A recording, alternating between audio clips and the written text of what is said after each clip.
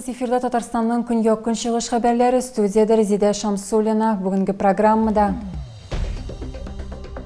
тиздән әлмәт мәдәни төрлелек һәм заманча сәнгать үзәгенә әвереләчәк. 19 июльдә шәһәрдә Каракүз фестивале башлана. Ел башыннан Татарстан сулыкларында 39 кеше хәлак булган. Бу узган елның шул ук чорына караганда 20%-ка күбрәк. Сарман районы мәктәбе экология һәркем эше халыкара бәйгесендә җиңүче булды. Призлы урын ярдәмендә бушлай лагерь оештырылды. Тиздән әлмәт мәдәни төрлелек һәм заманча сәнгать үзәгенә әвереләчәк. 19 июльдә шәһәрдә Каракүз фестивале башлана. Ул 3 атна дәвам итәчәк һәм быел оештыручылар зуррак масштабтагы тамаша әзерлиләр. Мәйданчыкларда 70 меңгә кадәр кунак булыр дип көтелә. Казанда узган матбугат конференциясендә төп вакыйгалар игълан ителде. Программаны Каракүз үзе тәкъдим итте. Мин Каракүз. Исемем белән аталган Каракүз фестиваленең туу тарихын әзгенә сөйләп китәм, яме? Борынгы вакытларда Татарстанның көньяк көнчыгыш җирләре аша шик узган. Фестиваль көннәрендә 15 уникаль вакыйга көтелә. Шәһәрдә дистәләгән артистларны күреп булачак. Алар арасында Россия төбәкләреннән килгән кунаклар гына түгел, шул исәптән башкала йолдызлары, шулай ук Үзбәкстан, Кыргызстан, Казакстан, Иран, Төркия, Италия артистлары да бар. Каракүз фестивалендә кунакларны кызыклы программа көтә. Төрки мәдәният белән танышудан алып бард һәм джаз фестиваленә кадәр. Шулай ук спектакльләр, концертлар, ярминкәләр һәм мастер-класслар. Яңа юнәлеш тә бар, мәсәлән, мунча фестивале. Шәһәр пляжында чын мунчалар ачылачак, ә мунча сәнгате буенча Россия чемпионнары мастер-класслар һәм лекциялар үткәрәчәк. Моннан тыш мунча кирәк-яраклары ярминкәсе һәм мунча җиһазлары күргәзмәсе эшләячәк. Фестиваль 4-нче тапкыр уза. 3 уикенда с 19 июля по 4 августа. Скажем так, самый жаркий период отпусков, поэтому такой слоган фестиваля «Проведи отпуск на Каракузе». Для благотворительного фонда фестиваль «Каракуз», для благотворительного фонда как организатора фестиваля «Каракуз» это самое крупное мероприятие в течение года. Ел башыннан Татарстан сулыкларында 39 кеше хәлак булган. Бу узган елның шул ук чорына караганда 20%-ка күбрәк. Ул вакытта 31 кеше теркәлгән. Белгечләр сүзләренчә, атна сайын ял көннәрендә 2-4 кеше суда үлә. Мондый фаҗигаләр коену өчен җиһазландырылмаган урыннарда коену аркасында килеп чыга. Икенче сәбәп суга егылып төшү. Подъезддан чыккач кая барырга белмиләр. Мондый проблема белән начар күрүчеләр очрашты. Фәхреддин йортында яшәүчеләр ишек алдыннан зарлана. Узган ел биредә реконструкция ясадылар, әмма җирле халык сүзләренчә, хәзер тагын да уңайсызрак. Бу йортны сукырлар йорты дип йөртәләр. Монда күрү сәләте бузылган кешеләр яши. Алар куркынычсыз хәрәкәт итә алсын өчен тоткалар кирәк. Ләкин аларның күрү сәләте караңгы төсләрне танырга мөмкинлек бирми.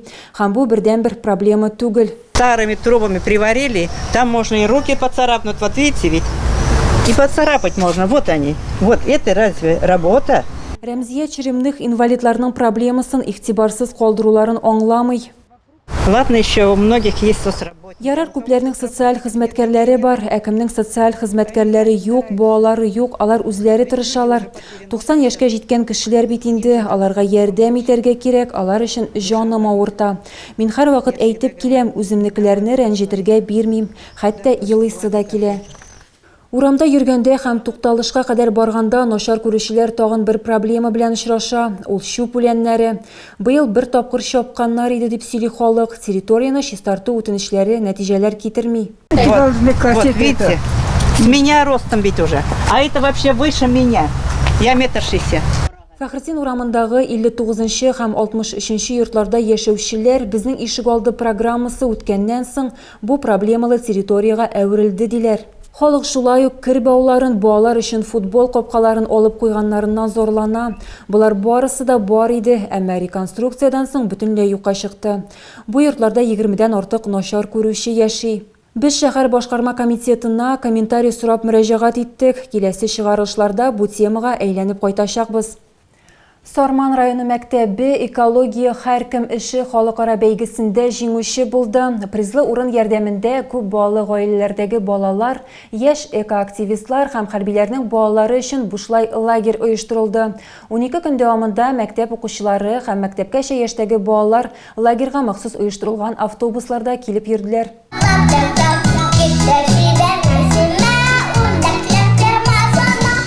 Дүсім ауылында экологик лагерінің сменасы тәмамланды. Бірде күп балалы гаиләләрдәге балалар, яшь экоактивистлар һәм хәрбиләрнең балалары ял итте. Алар Сорман районы һәм республиканың башка районнарының гүзәл табигаты белән таныштылар. Во время данного лагеря Безнең лагерь вакытында балалар төбәкнең табигатын өйрәнделәр, районнан балалар килде. Җирле елганы карап кайттык, туристик маршрут оештырылды. Казанның ботаника бакчасына сәфәр кылдык һәм шулай ук Түбән Кама милли паркына. Балалар лагерьда яшәмәгән, аларны махсус автобуслар алып килгән. Шул исәптән Җәлилдән дә 8 яшьлек Ясмина Ибрахимова өчен каникулларны әнисе оештырган. Аның әтисе хәзер махсус хәрби операция зонасында. Он забавный. Аның белән кызык, ул сугышка киткәнче без аның белән бик кызыклы итеп уйный идек. Мәрьям Шәңгәрәеваның әтисе контракт буенча хезмәт итә. Гаиләсеннән ерак булса да, Ират кызының күптәнге хыялын тормышка ашыра алган. Вот у меня папа уехал. Минем әти махсус хәрби операция зонасына китте һәм безгә ярдәм итеп тора. Күптән түгел ул миңа электр скутерына акча җибәрде. Мин аны күптән теләгән идем.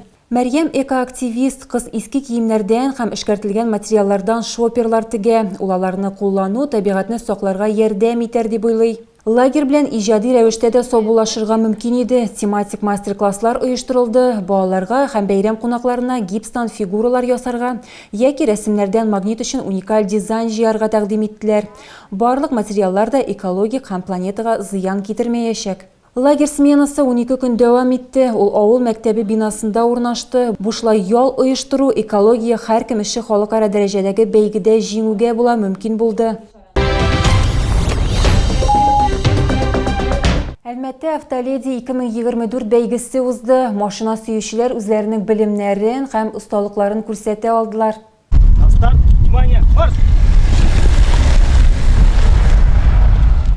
11 июль көнне автомәктәп мәйданчыгында Автоледи 2024 бәйгесе узды. Нәфис затлар үз белемнәрен һәм осталыкларын теориядә гына түгел, ә практикада да сынап карадылар.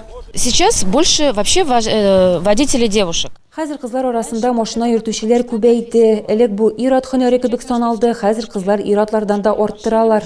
Ничек катнашуларына карасаң да профессионал икәнлекләрен аңлыйсың.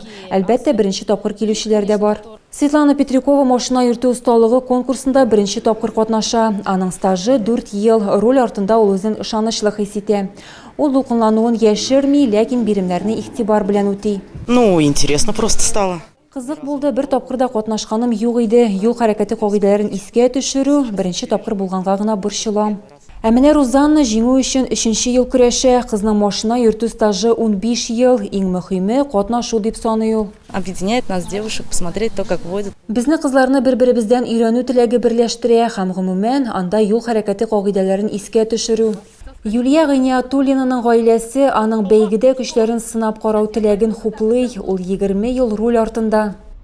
Для меня вождение автомобиля. Минем өчен машина йөртү беренче чиратта ял итү. Мин машина йөртүдән зур ләззәт алам. Ярышлар Дастав автомәктәбендә узды. Оештыручылар Юл хәрәкәте иминлеге учреждениесе һәм дәүләт автоинспекциясе. Повысить. Бу юл хәрәкәтендә катнашучыларның машина йөртү культурасын күтәрү, халыкны пропагандалауга һәм юл хәрәкәте кагыйдәләрен үтәүгә җәлеп итү, юл транспорт культурасын формалаштыруда. Җиңүчеләргә истәлекле бүләкләр һәм дипломнар тапшырылды. Беренче урынга компрессор, икенче урынга автомобиль җыелмасы, өченче урын өчен термос һәм һәрберсенә өстәмә бүләкләр дә бар иде. Призлы урыннардан тыш 2 номинация булды: юл хәрәкәте кагыйдәләре белгече һәм автомобильнең фигуралы йөртүе. Җиңүчеләргә грамоталар һәм кул чатырлар тапшырылды. Ну, я очень счастлива. Мин бик бәхетле, мин 3нче ел рәттән катнашам. Беренче елны нәрсә икән белер өчен килдем. Икенче тапкыр мин шулай ук юл хәрәкәте белгечен һәм икенче урынны алдым. Ә хәзер инде беренче урын, бу башка хисләр. Бәйгедә барлыгы 9 кыз катнашты. Призерлар Казанга ярышларга барачак. Әлмәттә эсседән хәлсезләнгән тиенне коткардылар. Ул шарлавыклы буаларда яши. Битараф булмаган әлмәтлеләр тиеннең актив булмавына игътибар иткәннәр һәм бу хакта социаль шитәләрдә хәбәр иткәннәр. Кичкә таба җәнлекле ветеринария табибларына алып килгәннәр дип хәбәр килә. Хәзер тиен аларның күзәтүе астында, симптомнары агулануга охшаган. Белгечләр шулай ук вольердагы хайваннарны үзләренең гадәти рационына туры килмәгән ризык белән сыйламаска кирәклеген искәрттеләр. 42 яшьлек Лина Горскиланы мошенниклар алдаган. Ират интернетта машина өчен двигательга заказ биргән. Ул аферистларга 166 мең сум акча күчергән. Өлешләп түләгән. Бу суммага товарның бәясе һәм транспорт чыгымнары кергән. Башта заказның юлын хәтта күзәтеп булган, ләкин ул озак барган. Сатучылар моны логистика белән бәйле кыенлыклар белән аңлатканнар.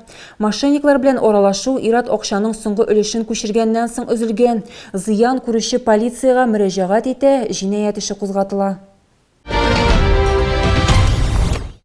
Тагы да күбрәк яңалыклар һәм тапшырулар белән безнең сайтта таныша аласыз. Без социаль челтәрләрдә дә бар, хәбәрләр юллагыз. Бүгенгә менә шулар. Мин сезнең белән сау булашам, исән-имин булыгыз.